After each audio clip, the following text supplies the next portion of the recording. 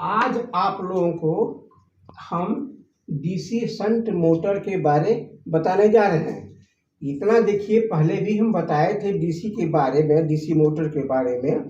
देखिए, DC motor जितना भी हो, सीरीज हो, शंट हो, कंपाउंड हो, बिना स्टार्टर को कभी नहीं चलाया जाता है। अगर बिना स्टार्टर को चला दिए आप और कहीं लोड अधिक लगा तो मोटर चला जाएगा। इसलिए होशियार, ये जनरेटर और मोटर में है। जनरेटर के लिए प्राइम मूवर चाहिए घुमाने के लिए। इस मोटर को चलाने के लिए क्या चाहिए? स्टार्टर चाहिए। बिना स्टार्टर का ये नहीं चलाना चाहिए। ये आप आगे भी देखिएगा और हम फिर बताएंगे भी कि स्टार्टर का क्यों जरूरी पड़ता है।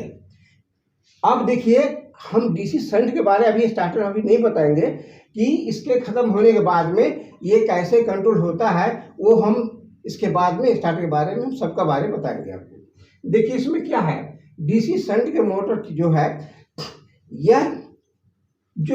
ये डीसी पर ही चलता है, डीसी सप्लाई पर ही चलता है। डीसी मोटर है, डीसी सप्लाई पर ही चलता है। कभी कभी कोई भी क्वेश्चन कर देते हैं कि डीसी मोटर को एसी में भी चला सकते हैं कि नहीं, एसी में भी चल सकता है कि नहीं। लेकिन सवाल ये है कि यदि बड़ा रेंज का है मोटर तो वो नहीं चलेगा, वो तुरंत उसका आर्मेचर का जो कॉइल है गर्म होगा, पंचर होगा, शॉर्ट हो जाएगा। लेकिन छोटा मोटर है, आप टेस्ट कर सकते हैं, कोई दिक्कत नहीं है। अब देखिए, थोड़ा सा और एक चीज़ पर जान लीजिए जो आपको किताब से थोड़ा बाहर आ जाइए, जो आप पढ़ रहे हैं किताब से। अब देखिए, कुछ कुछ मोटर है जिसको स्टार्टर की जरूरत नहीं है, बिना स्टार्टर के चला देते हैं। ये छोटा छोटा ग्राइंडिंग मशीन है, उसको चलाए, कौन सा स्टार्टर दिए? कुछ जरूरत नहीं। ग्राइंडिंग मशीन है, कौन सा जो स्टार्टर दिए? लाइन दिए, चालू हो गया। लेकिन यही यदि हैवी में आ जाता है, चाहे वह एसी मोटर हो या डीसी मोटर हो, स्टार्टर की जरूरत होता है। अब देखिए, इसमें क्या है, किस किस में डीसी मोटर या छोटा एसी हो या एसी हो, उसमें जो है 1 से 1 HP, 1.5 HP, 3 HP तक मोटर जो आता है, 3.5, 5 तक भी चला सकते हैं, लेकिन उसमें तो डेंजर है। लेकिन 3 HP तक मोटर है, बिना स्टार्ट के चला दीजिए, चल जाएगा, कोई दिक्कत आपको नहीं होगी। अब देखिए, यहाँ हम ये बता रहे हैं, ये है हैवी है, डीसी जो शंट मोटर है ये हैवी है। इसको अब देखिए, इसमें डीसी शंट मोटर में ये क्या क्या है। और एक चीज़ और हम बता देंगे कि देख लेने से ही आपको ये पहचान, डीसी मोटर को में क्या क्या रहता है और कितने पार्ट्स हैं, ये सब हम आपको डिटेल अभी बता देते हैं। डीसी में मेनली जो होता है, ये फील्ड कॉइल होता है और आर्मेचर होता है, कार्बन ब्रश रहता है जिसे कंट्रोल होता है, और इसमें बाकी मैकेनिकल एडजस्टमेंट है। अब इसका देखिए क्या है कि यह जो है, इसमें जो है, जो ये फील्ड कॉइल है, आर्मेचर है, इसका विशेषतः वाइंडिंग किया जाता है। वह क्या है, मेन पॉइंट यही है कि इसका फील्ड कॉइल जो होता है वो पतला तार का होता है और घना होता है, मतलब अधिक टर्म में होता है। लेकिन सीरीज में ये आप नहीं पढ़े थे, उसमें ठीक उल्टा है, मोटा होता है और कम टर्म होता है। इसमें क्या है, जस्ट उसका उल्टा है। इसमें है कि पतला होता है और अधिक टर्म का होता है।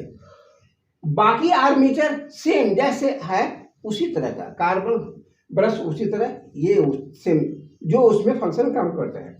अब डीसी में जब इसको हम सप्लाई देते हैं, इस मोटर में जब हम सप्लाई देते हैं, तब क्या होता है कि देखिए, ऐसे होते हुए ऐसे आता है करंट, इस तरह से ऐसे इसमें आता है, ऐसे होते हुए इधर से एक इधर से आया, ऐसे गया, फिर ये साइड इस साइड में आया, फिर ऐसे होते हुए ये जब घूमने लगेगा, जैसे ही वो आर्मेचर घूमने, फील्ड के अंदर घूमने लगेगा, इलेक्ट्रोमोटिव फोर्स इसमें उत्पन्न होगा और वोल्टेज करंट इधर से और मोटर चलना शुरू हो जाएगा। लेकिन क्या है, ये देखिए, इसमें थोड़ा सा डिमेरिट है।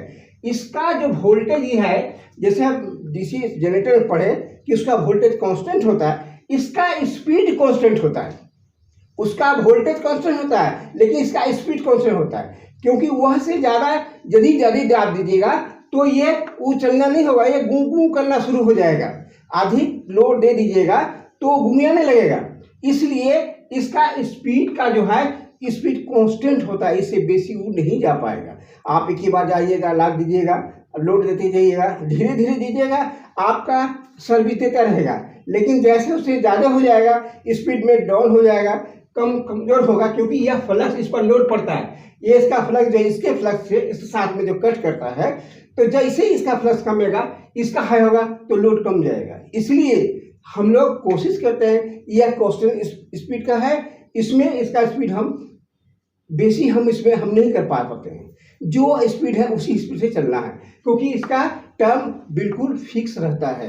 अब देखिए, यह जो है ये जो डीसी शंट मोटर है बहुत यूजफुल है, जो हम लोग आपस में काफ़ी हम लोग अपना यूज में लाते हैं।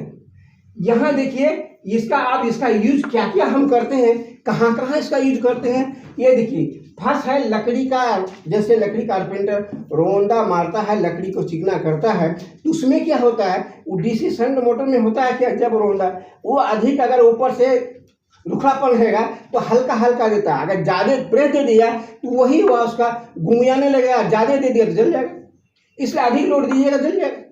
तो कहने मतलब इसका स्पीड कांस्टेंट है, इससे बेसी वो स्पीड से चल ही नहीं सकेगा। अब देखिए आया है, इसके बाद में आता है गोपनीय आरी जो होता है, गोली आरी जो हो गोल प्रकार, जहाँ आरा मशीन चल रहा है, बड़ा बड़ा लकड़ी चीरा जाता है, वहाँ प्लेट या लकड़ी का दरवाजा का जो पल्ला चीरा जाता है, वहाँ जो साइड दिया जाता है वहाँ बिल्कुल फिक्स रहता है, उस स्पीड से ही चलना है इसको। अगर उसमें वैरी कर देगा तो क्या होगा, वो लकड़ी जो चीर रहा है, भाग रहा है, वो हाफ खुदरापन आ जाएगा, कहीं माल अधिक कहीं कम, या ज़्यादा अगर यदि आप दबा दीजिएगा तो वहीं रुक जाएगा, वो आगे नहीं कटेगा। तो वहाँ पर इसका यूज होता है। इसके बाद में आता है ये देखिए ग्राइंडर जो हम लोग जो ग्राइंडर किसे हैं, वो एसी में भी होता है, डीसी में भी होता है, लेकिन डीसी का जो ग्राइंडर होता है इसका कांस्टेंट स्पीड होता है, इसलिए अधिक इसमें ग्राइंडिंग जो होता है वो जैसे वर्कशॉप में लेथ मशीन में जो हम लोग बनाते हैं, टूल्स बनाते हैं, उसको पहले बढ़िया से गोल करके तब रेल लेथ मशीन में चढ़ाएंगे नट बोल्ट काटने के लिए, वहाँ पर ग्राइंडिंग जो करेंगे वह इसी ग्राइंडिंग मशीन से होता है, वो दूसरे से नहीं, क्योंकि यह स्पीड कौन से और बराबर जैसे आप ग्राइंडर मशीन पर चढ़ाइएगा वो पूरा बराबर ये उसका गोला उसका रुखापन खत्म कर देगा, इसीलिए ये ग्राइंडर है। दूसरा है जैसे फैक्ट्री वगैरह में सामान बन गया, सब रेडी हो गया, आ गया, मान लिया पुली बना दिया, पुली ढलैया में है, जब ढलता है तो बहुत रफ होता है, तो रफ होता है, उसको उड़ाने के लिए, शेप लाने के लिए, ये देखिए एक यहाँ पर है और एक ये है, ये दोनों उसको पहले छोटा बड़ा का शेप में लाता है और ये उसको ग्राइंड माने फिनिशिंग में लाता है, इसी से होगा। अगर आप कहिएगा कि हम एसी से क्यों नहीं करेंगे, सिंक्रोनाइज मोटर से, स्क्वायर मोटर से भी चला सकते हैं, आप चला सकते हैं, लेकिन उसमें क्या है, इसमें उसका जो है स्पीड से बराबर कटेगा नहीं, तो अगर थोड़ा कमेगा तो जहाँ थोड़ा स्पीड कम गया वहाँ ऊंचा रह जाएगा, जहाँ हाई स्पीड रहेगा वहाँ ज़्यादा माल खत्म कर देगा, इसीलिए ग्राइंडर में इसका डीसी शंट मोटर का यूज होता है। अब यहाँ पॉलिशर, जहाँ रंग वगैरह पॉलिश करता है लोग, जितना भी गाड़ी में पॉलिश होता है, रूम में पॉलिश हुआ, कहीं किसी चीज़ का पॉलिश करता है, वहाँ जो डीसी शंट मोटर होता है उसमें रंग भरा रहता है, जब मोटर चलता है तो बराबर उसका रंग स्पीड से रहता है, स्पीड कांस्टेंट रहता है, इसलिए उसका प्रेशर जो फैन जो घूमता है वो बराबर कांस्टेंट स्पीड से घूमता है और रंग को धीरे धीरे फेंकते रहता है। अब पूरा जो कार आप पेंट कर रहे हैं खूब बढ़िया से, कहीं भी दाग नहीं, बराबर रंग आएगा। अगर यही दूसरी जगह लगा दें तो कहीं स्पीड कम जाएगा, प्रेशर कम होगा, आप रंग जो है आप कार रंग रहे हैं या घर में कहीं पेंट कर रहे हैं तो धब्बा हो जाएगा, इसीलिए इस मोटर का यूज होता है। अब देखिए ब्लोअर क्या है कि ब्लोअर दो तरह का आता है, एक आउट एक इन। एक आता है ब्लोअर को कहते हैं जिसे हम चलाते हैं तो गर्दा को दूर कर देता है, उड़ा देता है, तो दो तरह का आता है। यह जो ब्लोअर होता है वो मशीन को साफ करने के लिए, जहाँ हाथ नहीं पहुँचता, कपड़ा से आप पोछिएगा लेकिन वहाँ हाथ नहीं पहुँचे, अंदर में अगर डस्ट घुस गया तो वहाँ आप नहीं कर सकते हैं, वहाँ पर ब्लोअर का ही यूज होगा, कोई डस्ट को उड़ा देगा। एक सिस्टम। लेकिन बस बार जो होता है वह जो है वो बड़ा बड़ा बस बार में जहाँ आप उसमें हाथ आप नहीं डाल सकते हैं, वैसे स्थान पर इनकमिंग खींचने वाला होता है, वो ब्लोअर होता है। वहाँ जो यूज होता है वो यही ब्लोअर, इसी मोटर का यूज होता है। अब बाकी जो है दूसरे दिन हम बताएंगे, आज इतना ही, फिर कल हम बताएंगे।